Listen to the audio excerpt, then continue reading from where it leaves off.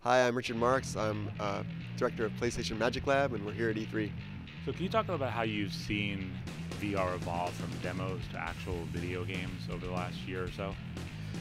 Yeah, at first we just wanted to show kind of the technology of VR to people, but now you're starting to see real experiences being developed by real game developers, and there's a wide breadth of things that we're showing here at E3 this year. There's over 18 experiences we're showing. Talk about some of the different experiences that you guys are showing here. Right, so we have one called Rigs, and it's a multiplayer online VR thing. So you're in VR with up to 5 other people, and it's like 3 versus 3 mech kind of fighting game, and that's one kind of experience. We have another experience that's like multiplayer together on the couch, where one person's in VR and other people have DualShocks and they're playing against that guy in VR. And then we have kind of a next iteration of the London Heist that we showed at GDC, and that one is very interactive. You have 2 hands and you're in a car, and you can open the glove compartment and find stuff, and open the door and lean out and do things like that. And we have some completely different ones, like we have one called Super Hypercube, which is this 3D puzzle game, and it's very spatial. You have to rotate things in 3D and look around and get a different perspective. And we have Battlezone, an old classic that's been reinvented in VR now, and there's a harmonics music experience we're showing. We have a kind of a horror experience that's being developed by Capcom to show off, so there's lots of different things you can do.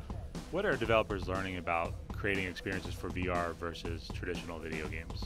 Well, a lot of people think it's the tech that's the hard part for the developer, but the tech is really all built into the headset. What's really different in VR is the design of the experience, the gameplay that we want to do.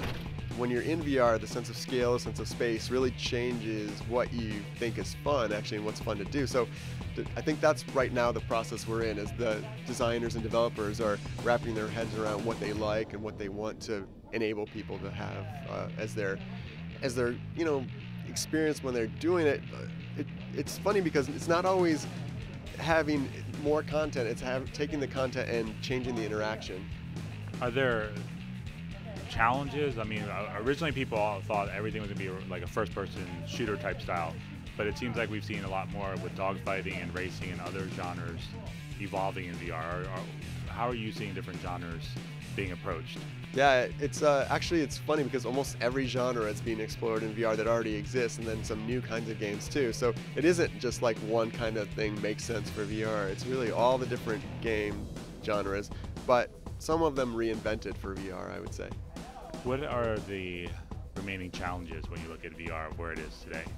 I think the biggest challenge for VR is really that most people haven't tried it yet, so they don't know what it's like, and it's very hard to communicate that. You can't broadcast it easily, so the only way that you can know what it's like is to actually try it. And the easiest way for that to happen is when people start to be able to buy them, they can show their friends, and then they can try it. And so we want to create content for that launch that people will be able to show their friends easily and bring them into the world of VR. A lot of VR people automatically think about the visuals, but talk about the audio and what role that plays, and how you guys, I'm assuming it's 360-degree audio. Yeah, audio is a huge thing because, the visual is just like for humans, you have a limited field of view, but then audio is all around. It can be from anywhere, so you can actually use it as a cueing mechanism to get somebody to look in a certain direction, and you can feel like the whole world is still there even when you look away because you hear it behind you or something. Yeah, that's built right into our system, and it's kind of for free for the developers to use. It doesn't take any extra compute power for them for our system.